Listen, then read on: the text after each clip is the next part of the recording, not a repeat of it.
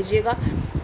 आगे देखिए kinds of agreement. अब एग्रीमेंट कितने टाइप्स के होते हैं।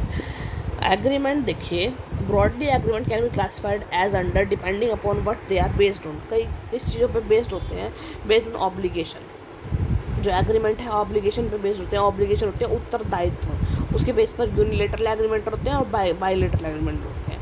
यूनिलेटरल देखिए, इन unilateral agreement one party to the agreement has fulfilled the commitment while the other has yet to do it. यूनिलेटर यानी एक बंदे ने अपनी जो है कंसिडरेशन पे कर दी है, कंसिडरेशन दे दी है, लेकिन अभी सामने वाले पर्सन ने अपनी जो है कमिटमेंट है फुलफिल नहीं करी, उसने कंसिडरेशन पूरा नहीं किया। सपोज कीजिए ए ने तो स्कूटर प्रोवाइड कर दिया है बी को, लेकिन बी ने अभी 50,000 रुपये उसको नहीं दिए हैं, अभी देने बाकी हैं। तो A has fulfilled commitment while B has yet to do it. ठीक है। बायलेटरल एग्रीमेंट क्या होते हैं, इसमें दोनों पार्टीज अपने अपने कंसिडरेशन और कमिटमेंट फुलफिल कर देते हैं। यानी कि ए पार्टी ने उसको स्कूटर दे दिया और बी पार्टी ने उसको 50,000 रुपये दे दिया, तो वो एग्रीमेंट बायलेटरल एग्रीमेंट हो गया। ठीक है, दोनों ने अपनी कमिटमेंट कंप्लीट कर दी। Based on mode of creation, creation के बेस पर एक्सप्रेस एग्रीमेंट होते हैं, इम्प्लाइड एग्रीमेंट होते हैं। एक्सप्रेस एग्रीमेंट होते हैं जो बोलकर एक्सप्रेस किए जाते हैं, जैसे कि बी ने बोला कि आपको मुझे स्कूटर दे दो, और बी ने बोला कि हाँ ठीक है मेरे को 50,000 रुपये दे दो, मैं आपको स्कूटर दे दूँगा। वो हो गया एक्सप्रेस, जो बोलकर प्रकट किए जाते हैं, वो हो गया एक्सप्रेस एग्रीमेंट। लेकिन कुछ ऐसे एग्रीमेंट होते हैं जो बोलकर नहीं बताए जाते, वो अपने आप ही एक एग्रीमेंट बन जाते हैं। जैसे कि सपोज कीजिए आज मेरे घर पर सिलेंडर की जो है डिलीवरी आनी थी। ठीक है, लेकिन मैं आज घर पर नहीं थी, मेरे घर में लग रहा था ताला। ठीक है, तो मेरे पड़ोसी ने वो आए, सिलेंडर वाले आए देने के लिए, डिलीवरी देने के लिए, और मेरे पड़ोसी ने उस सिलेंडर को अपने पास रख लिया कि ठीक है जी ये आएंगे तो मैं उनको दे दूँगा। ठीक है, तो उन्होंने रख लिया, और उन्होंने क्या किया, हम तो जी 7 दिन के लिए घर से गए हुए थे। ठीक है, और 7 दिनों के बीच में उनका घर का सिलेंडर ख़त्म हो गया और उन्होंने हमारा सिलेंडर यूज़ कर लिया। तो अब उन्होंने हमारा सिलेंडर यूज़ कर लिया, तो अब उनकी क्या एक रिस्पॉन्सिबिलिटी बनती है कि जब हम घर वापस आएंगे तो वो हमें नया सिलेंडर ला के देंगे। ठीक है, तो ये अब देखो यहाँ पर एक एग्रीमेंट बना जो कि इम्प्लाइड है, अपने आप होने वाला, अपने आप इम्प्लाई हो गया, जबकि उसको एक्सप्रेस नहीं किया गया था। हम दोनों ने कोई एग्रीमेंट नहीं किया था कि भाई तू मेरा सिलेंडर ले लियो फिर मुझे 10 तारीख को दे दियो वापसी, ऐसा कुछ नहीं था।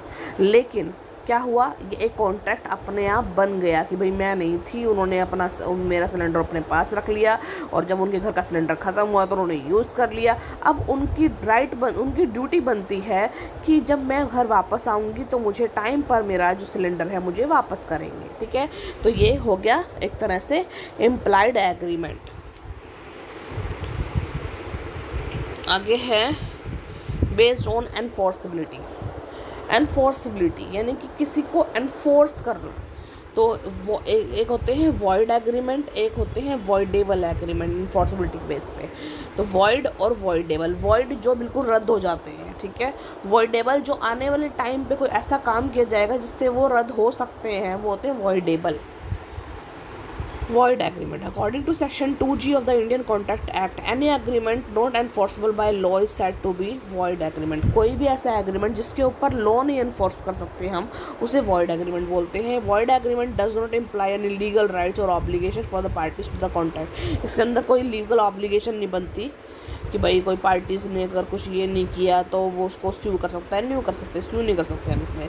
सच agreement does not have any legal effect. इस एग्रीमेंट का कोई लीगल इफेक्ट नहीं है। इट इज़ अ नलिटी और void ab initio from the beginning. Starting से ही ये वॉइड एग्रीमेंट होता है। An agreement with a minor और one without consideration would be a void agreement. देखो, एक पार्टी ए और एक पार्टी के बी के बीच में कॉन्ट्रैक्ट हुआ है, लेकिन पार्टी ए क्या है, माइनर पर्सन है, तो वो लॉ की नज़रों में वॉइड कॉन्ट्रैक्ट है, क्योंकि आपने एक बच्चे यानी 18 साल से कम की उम्र के साथ वाले साथ क्या किया है, एग्रीमेंट किया गया है।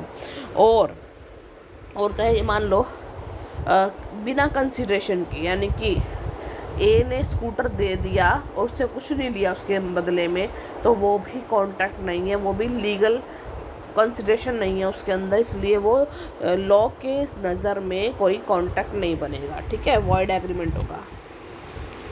आगे है voidable agreement, an agreement which is enforceable by law at the option of one और more of the parties there to but not at the option of the other और अदर्स।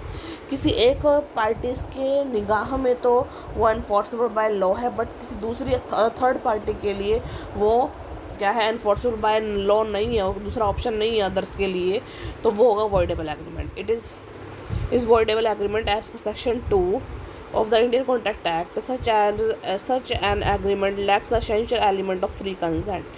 इसके अंदर जो इम्पोर्टेंट एलिमेंट है ना, free consent नहीं होगी। ये देखिए, हमने बताया था कि जो एक वैलिड कॉन्ट्रैक्ट के लिए एसेंशियल एलिमेंट है कि भाई दोनों पार्टीज़ का फ्री कंसेंट से उस चीज़ को सहमति देना, लेकिन अगर वो सहमति फ्री कंसेंट से नहीं दी जा रही तो वो वॉइडेबल एग्रीमेंट कहलाएगा। कैसे? देखिए, when the consent of a party to the agreement is not free और इज कॉज्ड बाय कोई रीज़न, मतलब उसको डराया धमकाया जा रहा है, अनड्यू इन्फ्लुएंस किया जा रहा है उसके साथ में, मिस रिप्रेजेंटेशन के थ्रू फैक्ट ऑफ फ्रॉड दिखा रखा है, तो एग्रीमेंट इज़ वॉइडेबल। एग्रीमेंट क्या होगा? वॉइडेबल, मतलब आगे जाके वो टूट जाएगा। देखो जैसे बताती हूँ आपको, ए ने बी के साथ में जो है दोनों ने कॉन्ट्रैक्ट किया।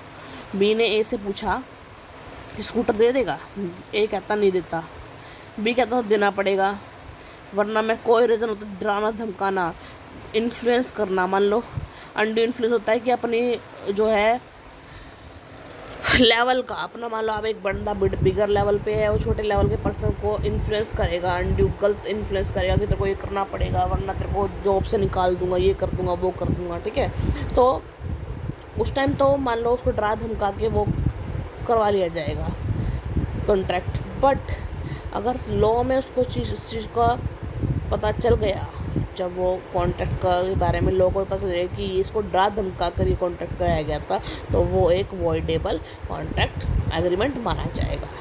और लॉ के बेस पे लीगल एग्रीमेंट होते हैं, इलीगल एग्रीमेंट होते हैं। लीगल एग्रीमेंट वो एलिमेंट होते हैं जो वैलिड एग्रीमेंट होते हैं, essential for a valid element के सारे जो एसेंशियल्स वो पूरा करते हैं कॉन्ट्रैक्ट के, वो सारे लीगल एग्रीमेंट होते हैं। If A agree to sell his car to B 50,000 में and B agrees to buy it and it at the price, it would be a legal agreement. Illegal agreement क्या होते हैं? मान लो हमारी गवर्नमेंट ने किसी चीज़ को बैन कर रखा है, इसकी प्रोडक्शन नहीं करनी, और फिर भी उसकी प्रोडक्शन की जा रही है और उसके रिगार्डिंग कॉन्टैक्ट किए जा रहे हैं कि मैं ये चीज़ तुम्हें इतने रुपये में बेच दूँगा, आप मुझसे ख़रीद लेना।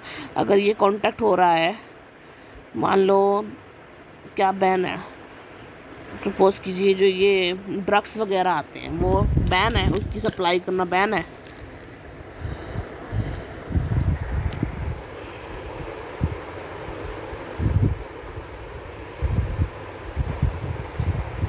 हाँ जी, तो ड्रग्स की सप्लाई करना ऐसे बैन है, लेकिन आप फिर भी उसकी प्रोडक्शन कर रहे हैं और ड्रग्स बेच रहे हैं। मान लो आपने ए पार्टी ने बी पार्टी को ड्रग्स बेचे और बी पार्टी ने उसको 1 लाख रुपए देने के लिए कंसेंट दिखाई, हाँ ठीक है जी, लेकिन उसने उसको ड्रग्स दे दिए और उसने उसको 1 लाख रुपए नहीं दिए, कहते जी 50,000 रुपये दूंगा मैं, तो अब वो जाकर कोर्ट में इसका केस नहीं कर सकता कि जी इसने मेरे से ड्रग्स तो ले लिए 1 लाख के, लेकिन मेरे को पैसे नहीं दिए। क्यों? क्योंकि वो इलीगल एग्रीमेंट के अंदर आता है, गवर्नमेंट ने उस चीज़ को बैन कर रखा है, इलीगल है वो गवर्नमेंट के लिए। आगे बेस्ड ऑन परफॉर्मेंस के बेस पर एग्जीक्यूटेड एग्रीमेंट होते हैं और एग्जीक्यूटरी एग्रीमेंट है। एग्जीक्यूटेड जो पहले से एग्जीक्यूट हो चुके हैं, एग्जीक्यूटरी जो आने वाले टाइम में एग्जीक्यूट होंगे। एग्जीक्यूटेड देखिए, executed means that which has been done, जो हो चुका है। Such as agreement is one in which the parties to the agreement have performed their respective obligation। देखो, जिस कॉन्ट्रैक्ट के अंदर दोनों पार्टीज़ ने अपने अपने ऑब्लिगेशन को कंप्लीट कर दिया है, कमिटमेंट जो बोली थी वो कंप्लीट कर दिया, उसे बोलते हैं एग्जीक्यूटेड एग्रीमेंट। यानी कि ए ने उसको स्कूटर दे दिया बी को, बी ने 50,000 रुपये दे दिए, तो वो एग्जीक्यूट हो गया एग्रीमेंट। ठीक है, और एग्जीक्यूटरी अभी एक ने अपनी वो पूरी कर दी है कमिटमेंट, दूसरे ने भी पूरी नहीं करी है, तो वो एग्जीक्यूटरी हो गया, मतलब आने वाले टाइम में वो हो जाएगा एग्जीक्यूट, लेकिन अभी तक एग्जीक्यूटरी मोड में है वो। यानी ए ने स्कूटर प्रोवाइड कर दिया, लेकिन बी ने अभी पैसे नहीं दिए हैं उसको, तो वो एग्जीक्यूटरी एग्रीमेंट कहलाएगा। अब है एनफोर्सिबिलिटी के बेस पर।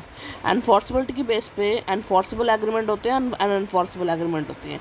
एनफोर्सिबल एग्रीमेंट वो होते हैं जो वैलिड एग्रीमेंट होते हैं, that has not loopholes, इसके बीच में कोई बचाव का रास्ता नहीं होता। Such an agreement is enforceable by law because incorporates all the provisions of law, क्योंकि इसके अंदर सारी वो चीज़ें शामिल हैं जो कि लॉ के प्रोविजंस में, प्रावधान के अंदर हैं। यानी लॉ के अंदर जो भी कॉन्ट्रैक्ट आ जाते हैं प्रॉपर वैलिड एसेंशियल कॉन्ट्रैक्ट को पूरा करके जो होता है वो अनफोर्सेबल एग्रीमेंट होते हैं। अनफोर्सेबल होते हैं जो उसके अंदर जो है वैलिड एग्रीमेंट के एसेंशियल को पूरा नहीं किया जाता। मान लो फ्री कंसेंट नहीं है, ठीक है, डरा धमका कर कोई वो कॉन्ट्रैक्ट कराया जा रहा है, तो वो ऐसा एग्रीमेंट अनफोर्सेबल होगा, क्योंकि उसमें वैलिड एग्रीमेंट के सारे एसेंशियल्स नहीं होंगे और बीच में बचाव का रास्ता होगा, लूप होल्स होंगे और वो एनफोर्सेबल बाय लॉ नहीं होंगे और सारे प्रोविज़न ऑफ लॉ को वो फॉलो नहीं करते होते हैं, तो वो इन एनफोर्सेबल होगा, अनएनफोर्सेबल हो गया, जिसको बीच में गवर्नमेंट रोक देगी उस कॉन्ट्रैक्ट को। ठीक है, ये हो गए हमारे एग्रीमेंट की जो अलग अलग बेस के ऊपर जो डिफाइन कर रखा था अलग अलग। आगे है देखिए काइंड्स ऑफ कॉन्ट्रैक्ट। अब कॉन्ट्रैक्ट हमने पढ़ लिया एग्रीमेंट कितने टाइप के होते हैं, अब है कॉन्ट्रैक्ट्स कितने टाइप के होते हैं। तो देखिए contract, the following section discuss the kinds of contract. Contract देखिए दो टाइप के होते हैं कॉन्ट्रैक्ट, वैलिड और वॉइड। एक तीसरा हो जाता है वॉइडेबल।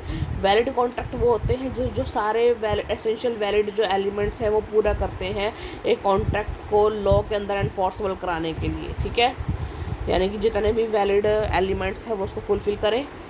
ठीक है, और कोई भी एलिमेंट मिस नहीं होना चाहिए, कॉन्ट्रैक्ट वॉइडेबल नहीं होना चाहिए, इलीगल नहीं होना चाहिए, अनएनफोर्सेबल नहीं होना चाहिए, तो वो होगा वैलिड कॉन्ट्रैक्ट। वॉइड कॉन्ट्रैक्ट वो होगा जो लॉ की नज़र में कंपैचुअल नहीं है। ठीक है भाई, जो लॉ की नज़र में जिसको कंप्लीट ना किया जा सके वो वॉइड कॉन्ट्रैक्ट होता है। सपोज कीजिए वही वाला मैंने एग्जांपल दिया था आपको कि भाई एक प्रेमी ने प्रेमिका को बोला कि भाई मैं तेरे लिए चांद तारे तोड़ लाऊंगा। इम्पॉसिबल वर्क हो जाएंगे ना, जो भी कॉन्ट्रैक्ट इम्पॉसिबल वर्क के ऊपर बेस्ड होंगे वो वॉइड कॉन्ट्रैक्ट कहलाएंगे, क्योंकि वो लॉ उस चीज़ को एनफोर्सेबल नहीं कर सकता। ठीक है, वॉइडेबल वो कॉन्ट्रैक्ट होंगे जो कि एक टाइम पे तो भी वैलिड है क्योंकि ए और बी ने कॉन्ट्रैक्ट दिखाया हुआ है, करा हुआ है, लेकिन बाद में पता चलता है कि जो बी ने जो ए से अपनी बात मनवाई थी वो या तो कोई रीज़न डरा धमका कर या फिर मिस रिप्रेजेंटेशन करके, ठीक है, या फिर उसको अनड्यू इन्फ्लुएंस करके, ऐसा कुछ करके उससे ये काम करवाया गया है धक्के से देख करके, तो वो आगे पता चल जाता है जब तो वॉइडेबल कॉन्ट्रैक्ट हो जाता है, तो वैलिड से वॉइडेबल कॉन्ट्रैक्ट हो जाता है। ठीक है, अभी तो वो लॉ के इन्फोर्स में है, लेकिन आने वाले टाइम में वो जब पता चलता है तो वो अनइन्फोर्सेबल बाय लॉ हो जाएगा, क्योंकि वो डरा धमका कर उससे उसकी फ्री कंसेंट नहीं ली गई, क्योंकि फ्री कंसेंट एक इम्पॉर्टेंट एलिमेंट है वैलिड कॉन्ट्रैक्ट का। ठीक है, difference between void agreement and voidable agreement का